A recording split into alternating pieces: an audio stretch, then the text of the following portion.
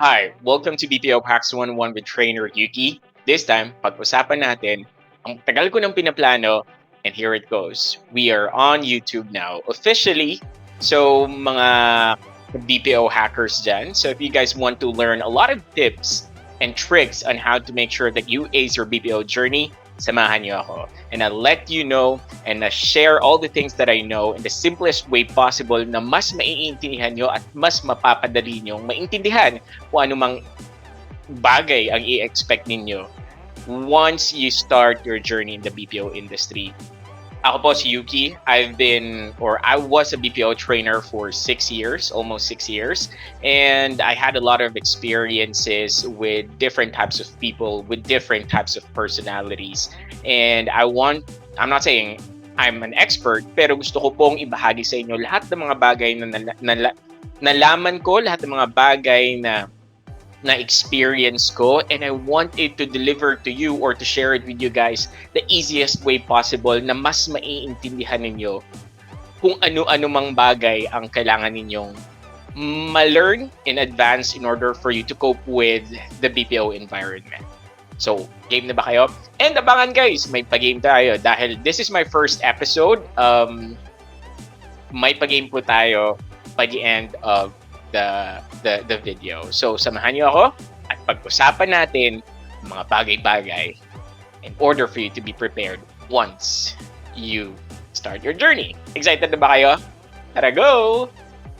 So this time, let us first define what is BPO. So according to corporatefinanceInstitute.com, so it says there that business process outsourcing, aka BPO, it's a type of outsourcing wherein a third-party service provider is employed to carry out one or more business function in a company. So ayan ang definition.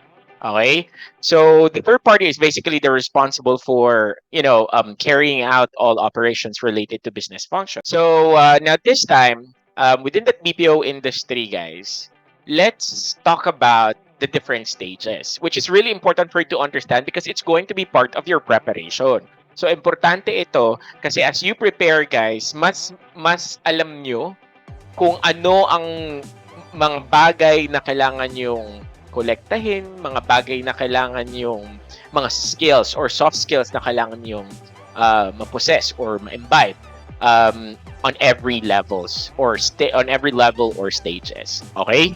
So, again guys, I'm not saying that these are all applicable in all BPO industries, companies, accounts, but to most this is the general structure of or in the BPO industry. Okay? So guys, chill lang tayo, cool lang tayo guys. So now let's talk about first the application process. So sa application process, there are things that you have to prepare. Now, during the application, ang naka-assign dyan to entertain your application resumes, would be the talent acquisition. So, sila yung parang magsasala, mag-i-initiate ng initial interview. So, number one will be the interview. So, during the interview, guys, my initial, my final interview, and then within the process, so meron ding assessment. Okay? Yung assessment, guys, it could be a knowledge-based assessment. It could also be a communication skills assessment. It could also be a typing test, especially guys pag sa voice, pag sa non-voice ka. So may typing test. Usually pag sa voice ka, meron din namang typing test. Meron ding you have to follow yung may magsasalita tapos ipa-follow mo tapos yung AI parang he will rate the pronunciation. So meron yan. And of course, during the application process, the talent acquisition will also ask you or introduce to you the requirements that you have to process. Now, there are two types of requirements, guys. The ones that are urgent. So for example, NBI, birth certificate, PSA, yung mga super duper importante. Yun yung mga urgent. Meron naman tayong tinatawag na important requirements that does not really require you to pass it right away, but you are given couple of days to accomplish those. Now, during the application process, guys, yung mga requirements na nandun sa'yo, pwede mo nang ipasa para kukonti na lang fulfill mo. So there are some BPO companies na they will allow you to start the training while still completing your application requirements. So kasama na dun yung mga police clearance, yung mga bagay na second from the most important. So yun yung mga NBI and whatnot. So pwede yan during the training days, iprocess mo siya, and then after that, usually guys, may mga company na nagbibigay ng 30 days. Dapat within 30 days na accomplish mo yun. Otherwise, pag hindi mo yun nabigay within 30 days, ang lahat ng requirements nila, then that could be a possibility of you not being able to continue the training. Okay? And of course, pag na-explain na yan sa'yo, we have what we call job order. So the job order, guys, would be an important papers for you to sign. So that will entail the rules and regulation, that entails your salary, that entails the important information once you start working in the BPO industry. Okay? So yun po yung mga kailangan. Ang pinaka-importante is you have to pass the interview, pass the assessment, make sure that you prepare the documents, the requirements ahead of time para hindi ka magka-cram during the training, because that's one thing that will distract you. Kasi during the training, isipin mo pa yung mga kulang mo. So that's one of the techniques, guys, that you won't be overwhelmed with everything, with the process, and that's if you have all the requirements ready. And of course, job order, pipirma lang. So make sure, guys, that you read the job order document. Okay, kailangan mong basahin kasi nandun nakasalalay yung mga bagay na kailangan mong tandaan. Okay, when you start working. So importante yan. All right. We're done with the talent acquisition. Now let's move on to the first part of training. So it's basically divided into two. We have the CET and we also have the PST. So when you pass ET, you move to PST. Now let's talk about CCT or CET. So basically, pag sa sales ka, usually guys, ang CCT nagiging CET. But nakadepende din. Regardless if you're sales or not, but sometimes namimix sila. Ano nga ba ang CCT? CCT is culture and communication training. All right, whereas CET is customer experience training. So this focuses more on soft skills development, on how you interact with your clients, what are the necessary things that you have to understand in order for you to identify their needs right away. So yun yung sa CET, focusing on your communication, focusing on the totality of the customer experience. Whereas CCT, so it's basically the going back to learning ABC and 1, 2, 3. No, just kidding. Pero ang CCT, guys, communication and culture training. So, first, communication. Of course, you are going to discuss few things about the English language, the grammar, the preposition, yung mga ganun, guys.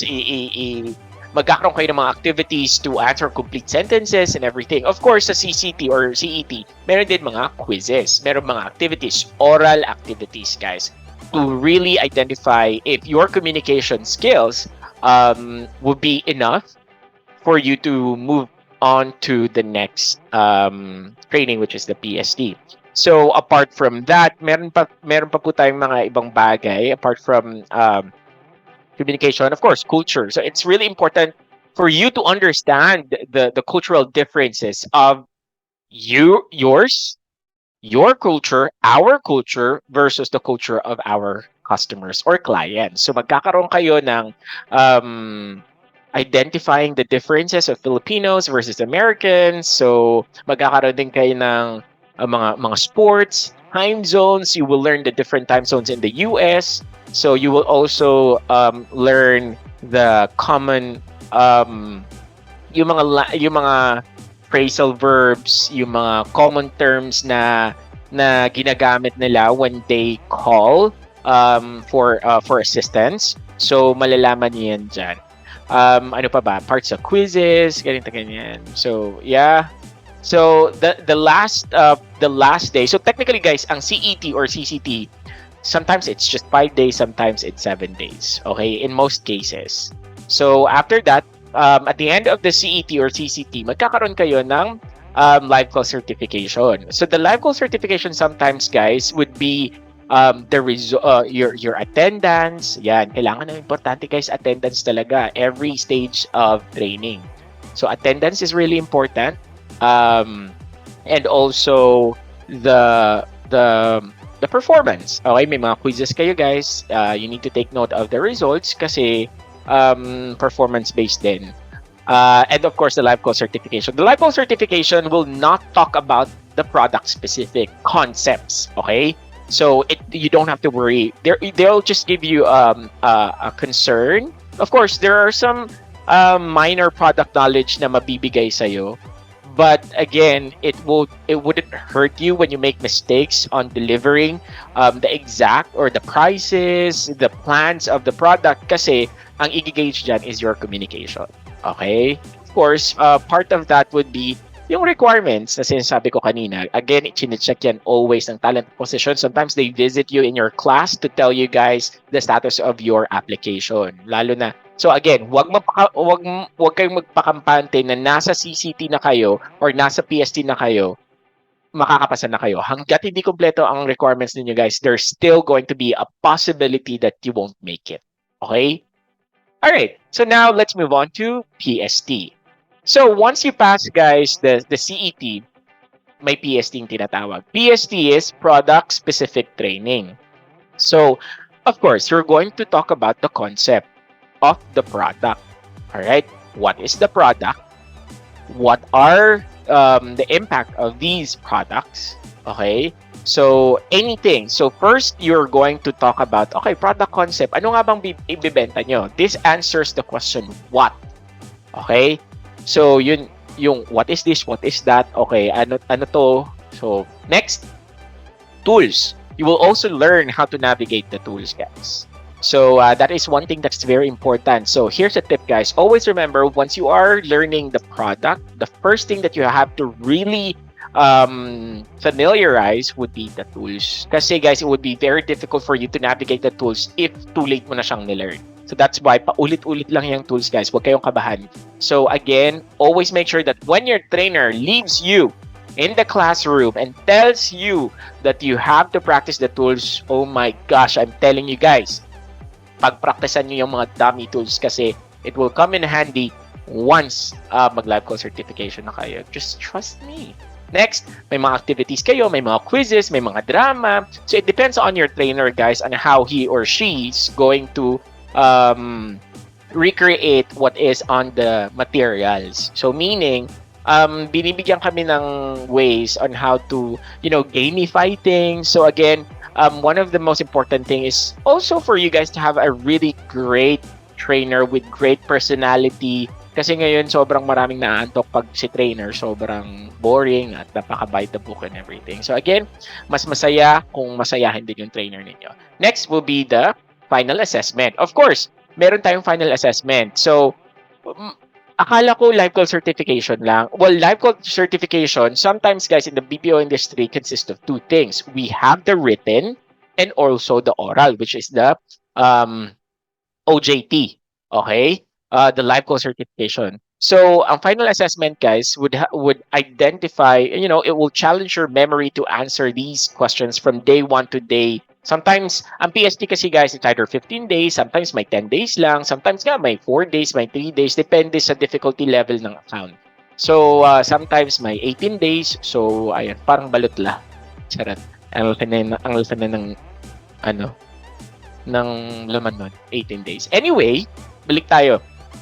So, may assessment and then may OJT. So, paano pag nabagsak ako sa final assessment? Pwede pa rin ba ako makapag-continue? Well, actually, yes. Because sometimes, guys, meron namang trainers na i-review muna kayo. May times na pag nabagsak ka, i-review ka ulit and magre-retake ka. But for the OJT Live Call Certification, guys, kadalasan na ito ang nagiging pinakabasihan ng skills mo. Tsaka, may mga bagay dyan na i-question mo yung sarili mo. do I have to really perfect everything? Or do I really have to um, make sure na dapat lahat kompleto and everything? Not necessarily naman, guys, because hindi kami maghahanap ng perfectong calls. Okay? But if you perfected it, then that's something that we are very great. We would be very great. Um, pero sa live call certification, guys, so long as nakikita namin na navigate mo, hindi ka nag-i-stop, dire-diretso ka lang. Kasi during the live call certification, guys, you are going to already talk to a real client. Okay? But you don't have to worry kasi may tinatawag tayong SMEs or subject matter experts, so they'll be there with you. Okay? So nandyan lang yan sila sa'yo. They will guide you. Sometimes, guys, if you think that yung alanganin ka, they will side barge. Yan yung term. Side barge, they will listen, they will connect their headset, so it's a three-way, but not a three-way conversation unless there's going to be a supervisor call. So tatanggapin yan nila pag nagalit na talaga si client or everything. Kaya huwag kayong kabahan, guys, kasi somebody will be there. Just think, exhaust all of your knowledge from day 1 to day, whatever date would that be, and then put the call on hold, tatanong ka, ano to, ganito, ganyan. But all you have to make sure, guys, is within that 15 seconds from the beginning of the call, 15 seconds from that, you need to really pay attention because that's when the client tells their concern. All right? So we will talk more about that, guys. This is just an introduction. So that's it for the training. We have the CCT or CET. And also we have the PSC or product specific training. All right, so we're done with the introduction. We're done with the talent acquisition or the hiring process. And also we're done with the training. Now let's talk about the Academy Day. All right. So the Academy Day, may iba-ibang terms kasi yan, guys. So once you pass the OJT, Final Live Call Certification after the PST, then you will undergo Academy Day. So Academy Bay, guys, so basically, eto na yung call immersion. So you are going to take calls just like the regular advisors. You will be given a metric conversions. Bibigyan kayo ng goals for you to pass. All right. So for example, pag sa sales ka, which is my specialty because I was a sales trainer before. So, meron kayo yan, yung mga conversion nyo per kung ano mang binibenta ninyo. So, kailangan nyo yun i-meet. Yuki, are we going to meet the same goals of the production? No. Okay? Here's the trick, guys. Here's the secret. There are times na pinapataas ni TL ninyo yung here's the hack para mas mapadali na mapasa nyo. And you guys have to understand that kasi valid naman yung reason. Sometimes pinapataasan yung goal nyo from the given goals talaga kasi para yung mindset ninyo is dun pupunta sa higher goal compared dun sa base level ng goal nyo. Okay? Mas mabuti ng sumobra, wag lang magkulang. Okay? So, yun guys. So, magko-calls kayo, makapasa kayo and everything. So, sometimes you guys are given total of 20 days. Alright? Again, nakadepende po yan sa account. But with our account na kung saan ako before nagtrabaho, so you're given 20 days.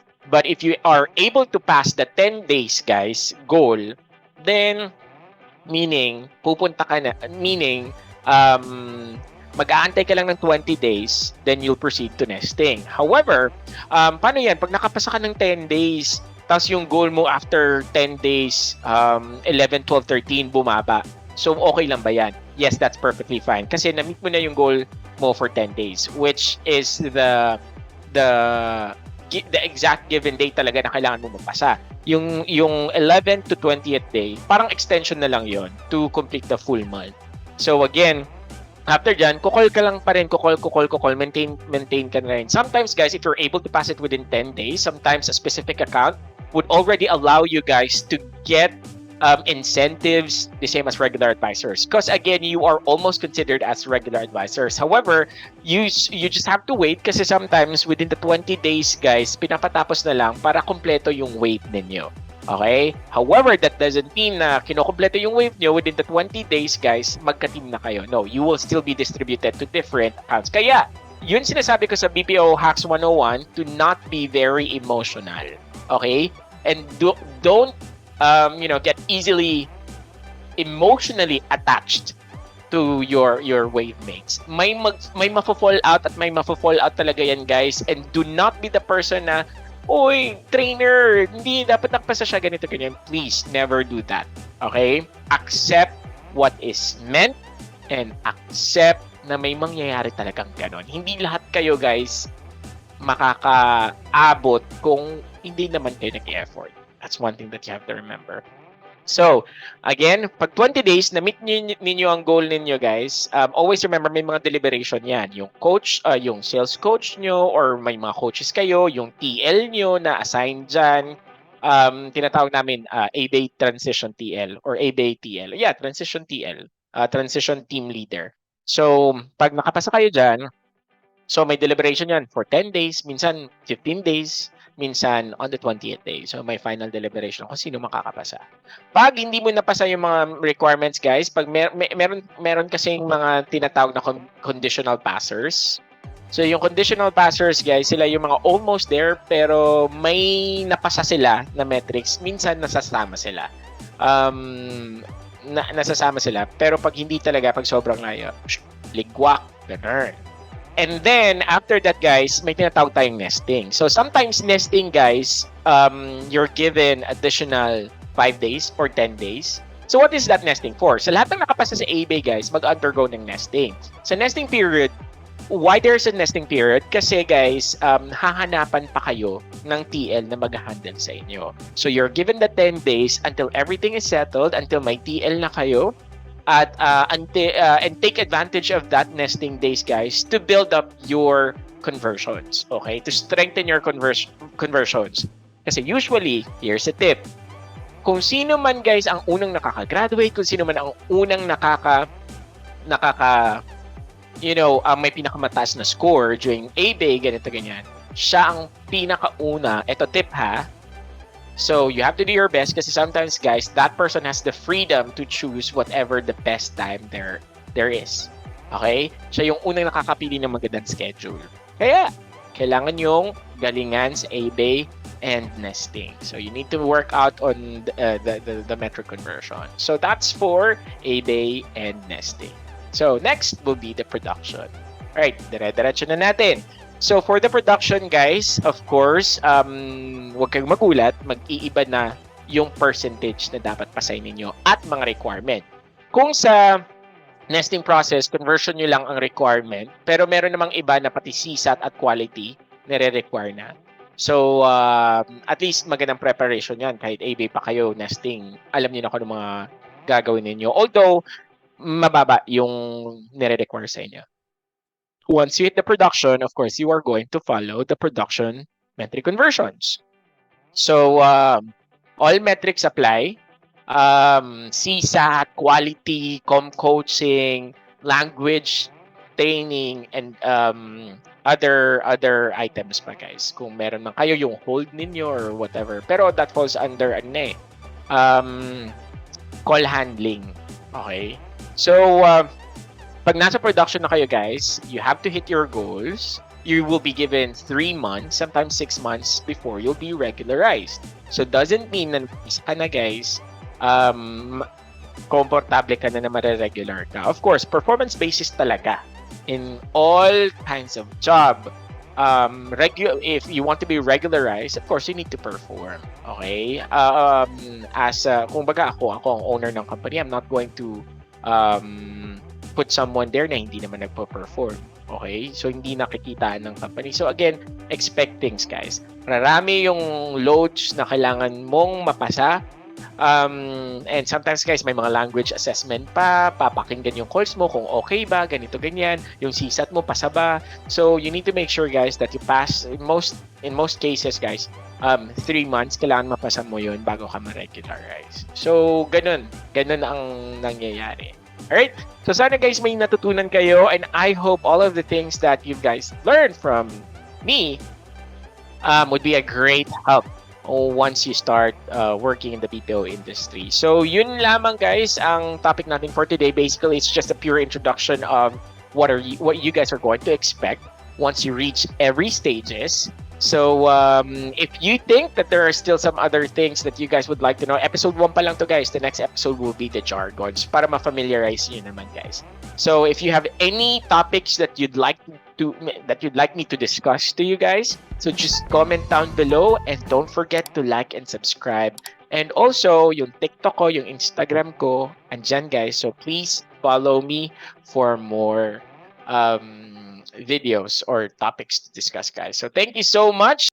And of course, bago ko makalimutan, sinabi ko kanina na may aabangan kayo at the end. So guys, it's just gonna be a very easy game. So once you're done watching the video, let me know whoever guys first 5 to comment on this video will receive a 50 peso worth of load through GCash. So guys, ano pang inaantay nyo? Once you watch this, and make sure guys, you just have to be very honest, integrity-wise guys. If you're done watching the full-length video, comment down below. Konti-konti lang muna, 50 lang muna. Huwag masyado, bago lang ako, kakaumpisa ko lang. Kaya nyo, once na lumago tong YouTube natin, kahit tig 1,000 guys, ang papremyo ko. Alright, so thank you so much. See you on my next video. Please don't forget to like and subscribe and hit the bell notification so that you will be informed that I uploaded a video. Thank you.